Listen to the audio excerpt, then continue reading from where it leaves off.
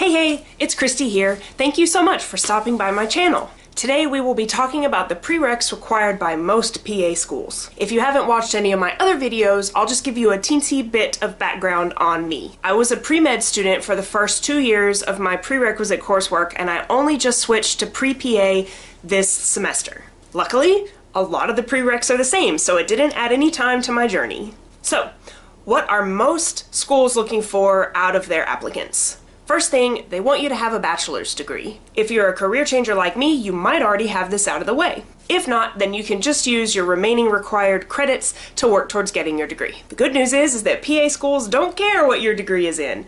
Mine is in music. The only concern that PA schools really have is that you have a passion for the profession, the necessary prerequisites, and the healthcare experience hours that particular school requires. When I was first thinking of switching to pre-PA, I had to make sure that all of the courses that I had taken up until that point would actually count towards PA school. So I began researching schools, and I made a spreadsheet, because I love spreadsheets, of all of the courses that are required by the 12 schools of my choice. The most important thing to note is that not all schools have the same prerequisite requirements. So you'll need to start researching the schools that interest you, and look at their prerequisite requirements and start finding the commonalities. That was my first step.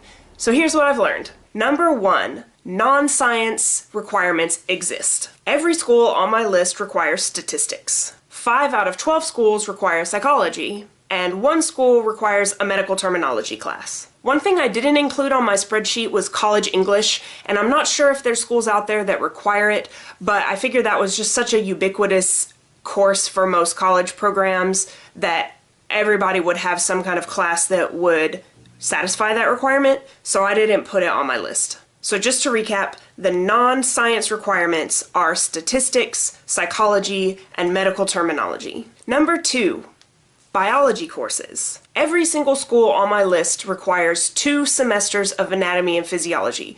You can either satisfy that requirement by taking a combined anatomy and physiology course for 2 semesters, or you can take 1 semester of anatomy and 1 semester of physiology. Either way, they want you to have a year's worth of anatomy and physiology. 7 out of 12 schools require a microbiology course. If you're not familiar with microbiology, basically it's the study of tiny stuff, and usually that refers to bacteria. And of the schools that didn't require microbiology, 4 of those highly recommended that you take it. 4 out of the 12 schools require genetics, and out of the remaining 8, 6 of those schools highly recommend genetics. And then finally, cell biology. I was kind of surprised to find that only 4 out of my 12 schools recommended cell biology. It wasn't a requirement. So if you have some extra time in your semester schedule, you could take cell biology and it would probably look good on the applications to those schools. So to recap, the required biology courses are anatomy and physiology for a year, microbiology, genetics, and recommended cell biology. Number 3, chemistry courses. 11 out of the 12 schools require at least 1 semester of organic chemistry. I don't know why they stop at 1 semester, but that's what they require.